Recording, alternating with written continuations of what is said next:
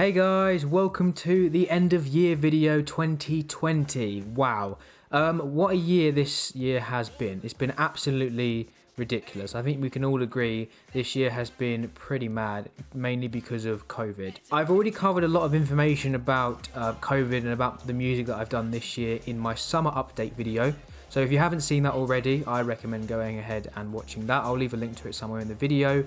Yeah, mainly what I'm going to be doing in this video is, of course, going over some of the stuff that I did this year, especially to do with music, to do with the channel, to do with Spotify, to do with the people that I've worked with. I'll be talking a little bit about my experience at uni this year, because this is my last year and it's been very, very different. I'm also going to be giving a few shout outs towards the end and talking about some upcoming projects. So this year of uni has been very, very different so far. So we're halfway through my third year of university. We've just finished the first semester, and I'm not going to lie, it was extremely difficult, mainly because of not just because of how difficult the workload was, but mainly because of COVID restrictions. Of course, because of COVID, I've not had any in-person lectures or any form of meetings. They've all been online, which has just sort of made things a lot less engaging and a lot less interesting. We've still had lab sessions where we're able to go to the different electronic labs at the university, but because of restrictions, obviously there's social distancing, everybody has to wear a mask, you have to clean all the surfaces. I don't have a problem with that, but the one thing I did have a problem with was how the size of the labs is now very limited. So usually the electronics labs can fit up to like 60-70 people, which is amazing, and there's loads of people around, it's buzzing, it's a good atmosphere, but because of COVID, I think the lab was restricted to about 20 odd people, and even then a lot of people just weren't turning up to the labs because they either couldn't be bothered to go or because they were trying to keep themselves safer. So as a result, it was much emptier, and it was just a lot more difficult to get work done and to even socialise with people. So this year the uni club wasn't open. The bar was open for a little bit, but we hardly ever went. It's just been extremely difficult to socialise and just to get work done this year. Even trying to get work done at the library, which is something that I normally try and do, it's just more difficult because COVID just makes things more irritating. We have to do it because we have to keep everybody safe to mitigate the effects of the pandemic, but at the same time, no one wants to do it, which is why people get very resistive about this sort of thing. We know we have to do it, but we don't want to. But at the end of the day, I mean, there's been some good moments this year, as I'm going to talk about. So this year, I've been living in a flat with two other guys that I know from the Music Production Society. That's been going pretty well. We've basically been having like Zoom meetings to try and get people involved with the production of music, to try and teach them about various things like compression, EQ, vocals, all that sort of good stuff, which me and a lot of other people are more experts on than others. So we like to be able to share that knowledge. But because of how unengaging it is from being online, a lot of people just weren't really turning up, and I could see that the president of the society, who I happen to live with, was getting more and more annoyed and just kind of more and more depressed with how the situation was. It shouldn't be the way it is, but it is. So it's what we have to deal with. No one wants to deal with it, as I said, but we kind of have to. So that's been going okay. People definitely have still been learning stuff, so that's fine. The flat itself is okay.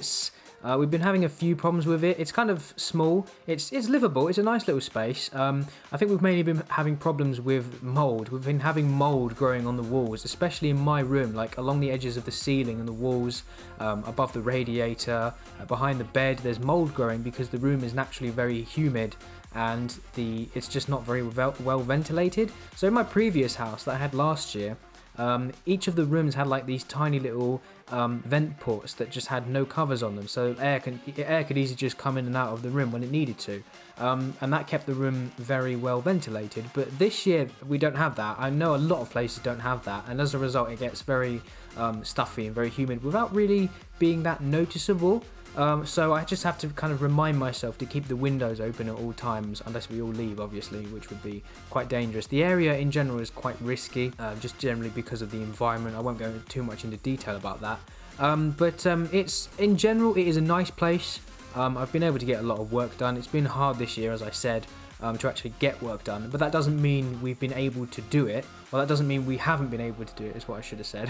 One thing that was kind of interesting that happened this year in November was I took part in something called the 3,000 Push-Ups Challenge in November to raise money for Teenage Cancer Trust. So basically what I did for that was 3,000 push-ups in November is just 100 push-ups every day, which is actually quite easy for me to do.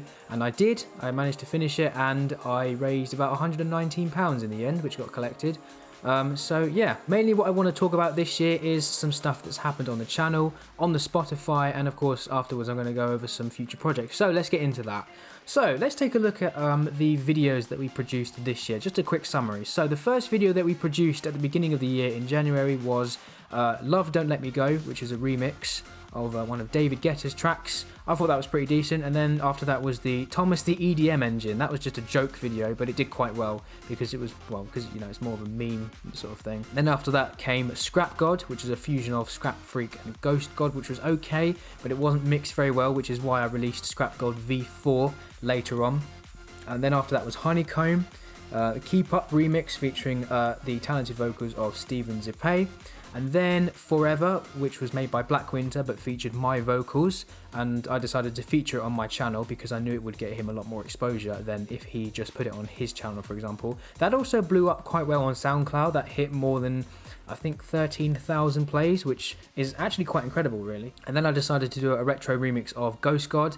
Then Dragon Tree, or Nick Wetter, did a remix of Ghost God as well, which was really, really good. That's out on my Spotify.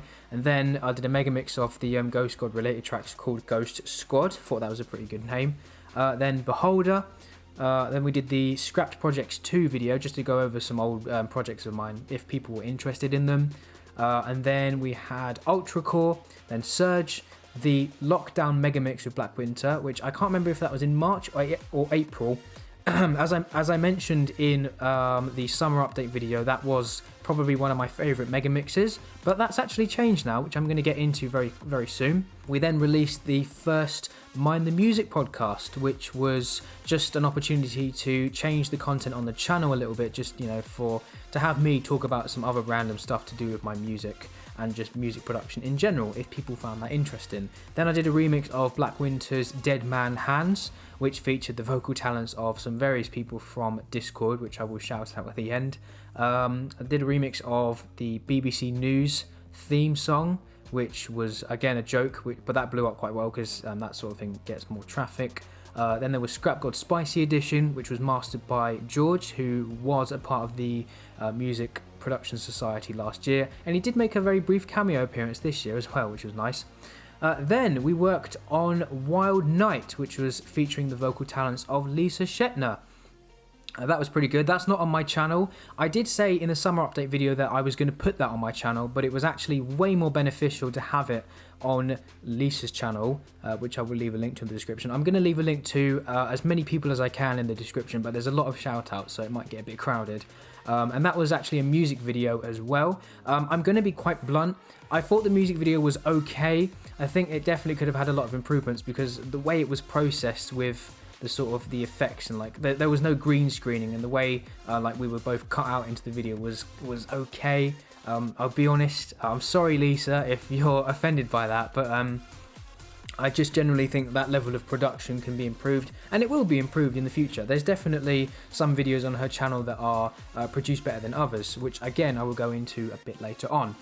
Then after that we released Escape, which was an EP with 4 tracks, Reach, Relief, Restrain and Restore. Restrain in particular had some vocal clips from Flow, and then after the Escape EP we released probably one of my favourite tracks this year, which was SoundCloud Wannabe, featuring myself, Flow and VP the Mac, who did the vocals for Sickness. Then after that we released Upgrades, which was another EP, but this one was more focused on EDM, and it was released a lot quicker because I didn't really have to do that much to change some of the tracks in it. So that includes Ultra Core V2, Scrap God V4, Engine, which was okay, that was a bit boring to be honest, the upgraded edition of Ghost God and Surge. So I decided to kind of lazily stick that into the EP just to kind of pad it out a little bit. And that was the last thing that we released in second year. The summer update video came after that. And then of course, as I promised I was sort of teasing Brainiac in the summer update video, and yeah, that was the next start of our production on the channel. So when I mentioned in the summer update video, I said, oh, Brainiac's going to be like the start of the new age on the channel. It's going to be the next level of production. So what I meant by that was all my previous stuff was good, but then I recently got a lot of new stuff. I got Mixcraft 9, I got a lot of new and much cleaner samples, I got new plugins that I was able to mess around with, which were a lot better, and that was the beginning of being able to use much better material to make much better sounds, and that was essentially how Brainiac had a slightly cleaner sound. Oh, I will admit, I think it could have been improved a little bit in some areas, like the bass could have been a bit thicker, but I mean, I enjoyed it. And then after that came Sickness 2, and that was the reason why I did that was because I enjoyed the original one. It held a special place to me, and then obviously I got VP the Mac to do his vocals, but they were entirely his vocals, and I thought, you know what I want to do? I wanted to improve on the original. I wanted to take both of those mixes, combine them into a more improved version by basically re-recording my vocals with the new microphone I had, which is a blue Snowball, and then obviously taking his vocals and just kind of remixing and remastering the track a little bit just to make it a bit better. I also redid the visuals as well. I tried to make everything as high fidelity as possible, and yeah, I genuinely think it came out a lot better than the original one. And then after that came Destroy the Vibe, which was probably one of my favourite tracks that I've done this year so far. It's based on a track called Devil's Barbecue by an artist called Nondescript, who's one of my favourite artists in terms of EDM and influences me a lot in what I do. And then after that, I was going to be honest, I was kind of lazy, but I thought to myself, I really liked the original SoundCloud Wannabe, and I thought I could essentially do this with as many artists as I want. I could get so many different people to jump into the track and just give their own bits. So I thought, you know what I'm going to do? I'm going to make SoundCloud Wannabe 2, and I'm going to find 3 new artists to make their own sections and give their own interpretation on the track. So I collaborated with Daryl Joseph, Tropic, and Nasty God, who all gave their own sections on the track. I also edited a unique edition for Tropic.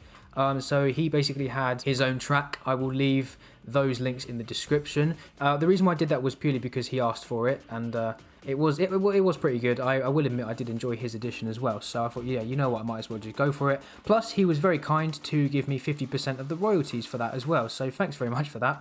Then after SoundCloud Wannabe 2 came Whiplash, which was okay. It was just more of a generic EDM track, but still had a nice amount of energy. Then the Stick Bug remix, which was mainly to get a bit more traffic on the channel, because I discovered that doing remixes of memes was a good way of getting attention on the channel, but the Stick Bug meme from Roblox didn't really blow up very well. So yeah, it did alright, but it didn't really do that well. But the remix itself was pretty good, I think, for what it was worth. Then after that came Hydroxide, which was a collaboration with someone called Turd Studio. Bit of an unfortunate name if you ask me, but I thought that was a really good track. That was really well mixed, and it was really well balanced as well, as in he provided a lot of samples and I provided a lot of samples. There wasn't really like, this is too much on my end, this is too much on his end. It was very well balanced actually, and the mix of that was really good. And then after that I did another remix to help boost the traffic on the channel, and that was the remix of Goosebumps by Travis Scott. Very famous track, but it was very difficult to get some good vocals for that track. So if you go onto Google or if you go into YouTube and search Goosebumps acapella, you'll find a bunch of acapellas, but they're all very low quality. You can hear there's like massive problems with the fidelity, and it just kind of sucks really. That, like, just trying to find a clean vocal sample for this track is often so difficult to do. And eventually I found one that was okay, but I had to seriously kind of clean it up, which was annoying, and it was okay. I think the remix should have been a bit better. After that was Ataraxy, which was a collaboration with YesJ, and I'm not gonna lie, I enjoyed that a lot because it's probably one of those tracks that I've done which has really positive vibes. I really enjoy doing tracks that have that sort of aggressive, energetic vibe. That it's normally quite serious, but you know, very vibey, gets you sort of jumping, but it's not particularly happy, right? Ataraxy was not like that at all. It wasn't serious, it was very major, it was very happy, very uplifting, and it was full of the sort of energy that you could use when you're, you know, going on runs or, you know, doing stuff like that. So I really enjoyed that. I think the mix was okay. The mixing side of things was more done on his end, and I've had a lot of people say that there was too much compression, too much limiting, and I actually have to agree with them. It was very, very flat, and there was some parts of the mix that could have been improved. But overall, it's definitely a fun sound to listen to. And then after Ataraxy came another one of mine, which was Until the End, and that was actually broadcast on BBC Suffolk. And I would have liked it if they actually told me before broadcasting it, because basically sometimes my stuff gets broadcast on BBC Essex if I submit it to them, and they will tell me beforehand. They will actually email me and say, we're going to play your track this Saturday or whatever, so I get to listen to it live with them. But BBC Suffolk do the opposite. They tell me, we did play your track on the radio, so here's the podcast episode if you want to listen to it. And I was like, oh, okay then. I would have liked to listen to it live, but obviously I don't know if it's going to be played because they don't tell me in advance. So after that was a pretty decent mix, but after that I decided to remix a track by Black Winter called Flames. That was really enjoyable to do, and it was the first time that I actually automated the tempo of the track. I've never done that before. The reason why I did that was because not only was it really fun to do, to switch up the track like that so that the second drop was completely different and kind of took everyone by surprise, but also because it wasn't actually possible to do in Mixcraft 8. You couldn't automate tempo until Mixcraft 9 decided to add that as a new feature. So yeah, I thought, you know what, this is the first time I'm going to experiment with this. I'm going to change it from a house sound in the first drop. I increased the tempo from 128 beats per minute to 150 beats per minute to give it a more dubstep vibe, and it worked really well actually. I prefer the second drop to the first. Then after that I decided to do yet another mega mix with all of Black Winter stuff. So obviously after doing the first mega mix with him, with a mixture of our best tracks, neither of us had much material to work with, especially not him. I basically used up all of his material that I really enjoyed and wanted to use for the mix. There was nothing left, but then obviously as time progressed we both started releasing new and better stuff, and I thought, oh, I know what I can do now. I can release another mega mix with all of our new stuff, and that's basically what I did. And yeah, I really enjoyed that one. I'm not gonna lie, the video, I decided to put in a bit more effort in terms of processing the video. You can see there's a lot more like lighting effects in that video, just to make it a bit more interesting, and it's a little bit longer as well, so it's meant to be an improvement on the first one, but the video took way too long to render. It took like a whole day just to get everything rendered, and that wasn't particularly fun, especially on my crap top. But yeah, so one of the hardest parts about creating the mega mix is trying to balance each other's material, because we tend to mix things very differently. We use different monitors and different forms of processing on our tracks to make them sound the way that they do, and as a result, even though the sound is very similar because a lot of our tracks use the same genre, the mixes are often very different. Some of his tracks are a lot brighter than mine, whereas some of my tracks might use a lot more bass, and in general the mix, you can tell that the mix is a little bit off in certain areas. So in order to compensate, I try and rebalance everything very slightly, but the biggest problem I had was right at the end. I used his track Roses, which is a very good track, very well mixed, very bright, and then after Roses I decided to put in Vodka Android, but then I noticed that the overall mix for Vodka Android was actually really bad in comparison to Roses. It wasn't very bright at all, it was actually kind of flat. Which surprised me as well, because Vodka Android was one of my tracks that was broadcast on BBC Essex, so I thought it was okay. But comparing the two tracks side by side, I realised that Vodka Android needed something sort of sprinkled over the top. So I actually decided to go back into the project for Vodka Android and change a few things. I basically gave it a bit of an updated mix based on how I perceive my mixes now. So I used all of my third year techniques, all of the new plugins and sounds that I had, and basically made it much better. And that version of Vodka Android, not only was it a lot better for that mix overall, for the mega mix, but that is going to be exclusive to that mega mix. I'm not going to release it publicly on the channel, though I might use it in future mega mixes. So if you want to check it out, it is within the mega mix. It is the very last track. And then after the mega mix was done, I decided to do a more mellow synthwave track called Bad Ending, and that was just a sort of a more emotionally tied vibe to do with COVID and synthwave. The last time I did synthwave was a track when I did a track called Momentum, which was a long time ago. That was an experiment as well. But Bad Ending was a more serious, more sort of refined synthwave track that I attempted to do. It's based on a track called Deji Ways, which I think is released by someone called John Swan, and it was at the end of a video talking about a very famous and controversial YouTuber called Deji, who's basically just famous for being KSI's brother, let's be honest. And right at the very end, there's like a really mellow synthwave track, which is sort of taking the mick out of Deji's dog, Tank. I decided to change that and make it so it was about COVID instead, because it's still a particularly depressing vibe.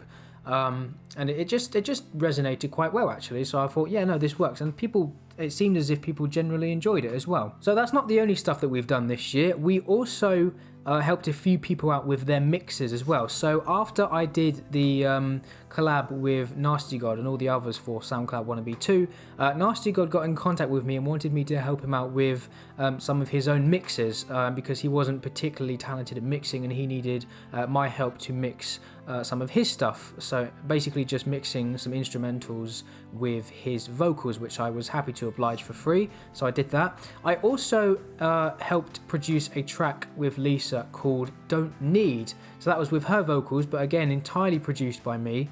And I really enjoyed doing that as well. But that's probably my longest running track that I think I've ever done, because we both started that back in March. We were both kind of exploring ideas for that and just kind of throwing things about, but then we kind of dropped it for a little while because I thought it was finished, but then she got back to me saying, can we add a few bits and pieces here and there? And then after that it was finished, and you know, finally I was able to sign it off. But that, I think we ended up finishing it back in, like, I can't remember if it was October or November, but it just took so long to get finished. I can't believe how long that's taken, and it was pretty good actually. The music video for that, or I don't really know, is it a music video or is it a lyric video? Because there is, I guess it's a music video, even though there isn't like any footage, but I guess that's fine. The music video was pretty good actually. I think people really enjoyed it, and I also mixed a cover that she did of a song called The Baddest by KDA. I'm not sure if I'm pronouncing that correctly because it's K/DA. I'm assuming it's just KDA.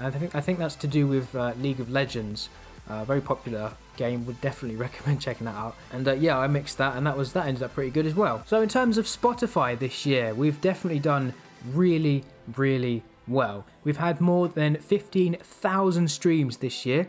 More than 792 hours worth of streams, more than 1.6 thousand different listeners streamed in 72 different countries, which is pretty cool. Hydroxide has done really, really well this year as well. It's overtaken He Won't Talk, and it's had more than 5,700 streams. It's my first track to reach 5,000 streams, which is absolutely fantastic. Ataraxy has also reached more than 1,000. Until the End is very close to reaching 500, I think.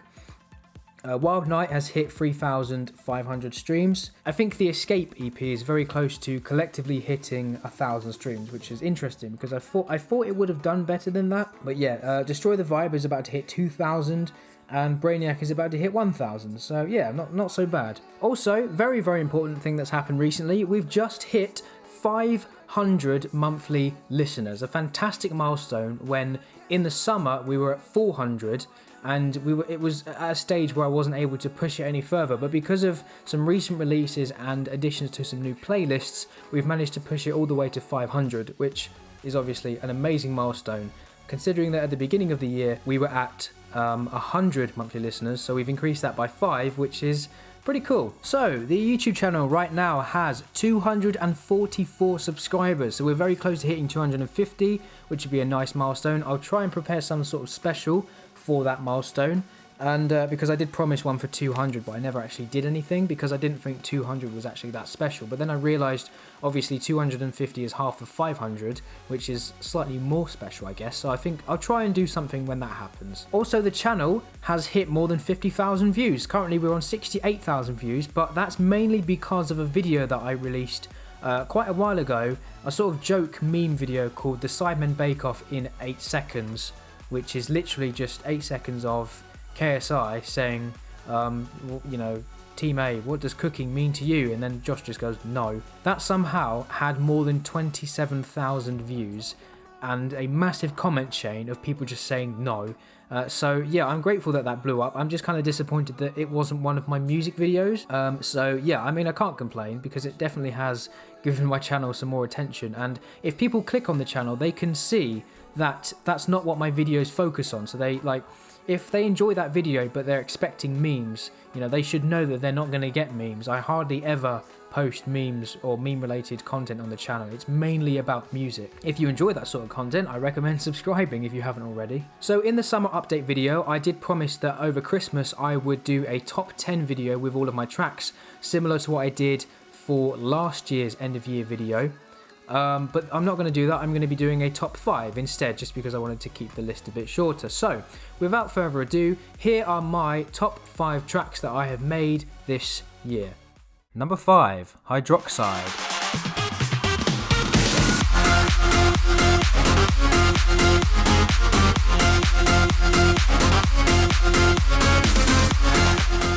Number 4, Ataraxy.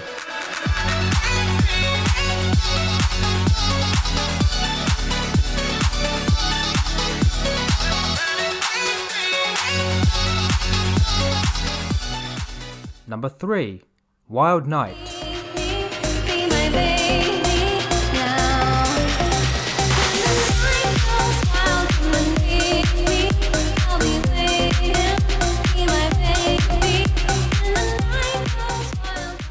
Number 2, SoundCloud Wannabe. Yeah, and I'm on the scene, yeah, always acting mean, yeah, burst right through the seams, yeah. If you the lock, then I'm the key. You cannot get to me because I stay big chill. You don't hate on my grind because I'm so fresh, so clean. Number 1, Destroy the Vibe. Destroy the vibe.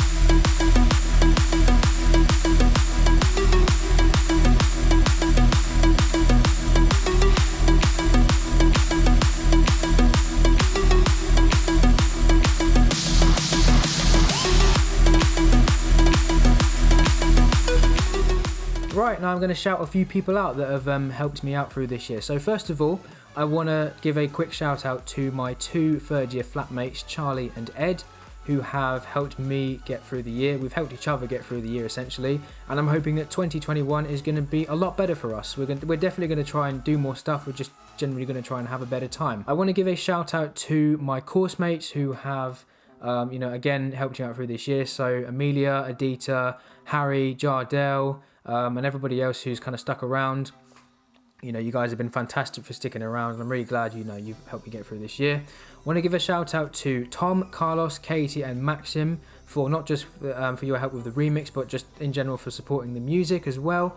And of course, I want to give a shout out to Lisa Shetner, Black Winter, Flo, VP the Mac, Dragon Tree, Stephen Zippe, Daryl Joseph, Tropic, Nasty God, Turd Studio, and Yes Jay for all of your work with me this year. It's been absolutely fantastic, but we're not finished yet. We have a bunch of brand new material coming very soon next year, and I'm really looking forward to it, and I'm sure you guys are going to enjoy it as well. So, first of all, we've got a remix of a track called Celsius by an artist called Cult Batch that should be being released in January. Here is a quick preview. Why does it feel like 1,000 degrees in here? Why do I feel like I'm standing on the surface of the sun?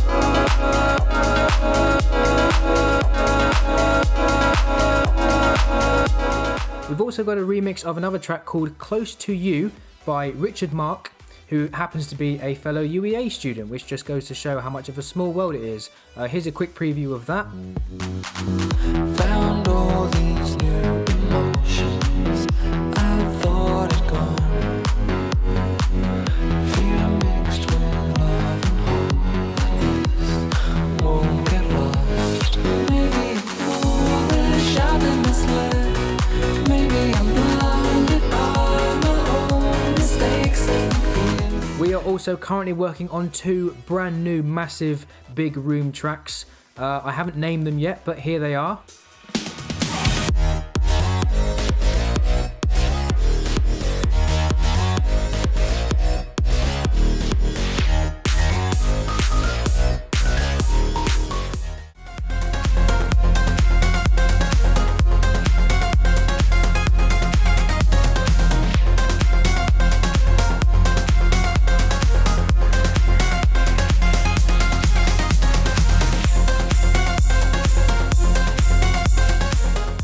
I'm working on mixing another one of Lisa Shetner's vocal covers. This one is a cover of Midnight Sky by Miley Cyrus, so hopefully that will be coming very soon. So that's basically it for this video. I hope you guys enjoyed. I apologize if it was a bit rushed, but I am on a bit of a time constraint at the moment because I do actually have a lot of stuff to do over Christmas. If you enjoyed, please feel free to leave a like on the video, feel free to leave a comment, and of course, if you haven't done so already, please subscribe if you want to see more of this kind of content in the future. And if you have subscribed, please make sure you click the bell so you get notified of when my music is uploaded. Thanks everybody for watching, and I will see you all soon. Bye.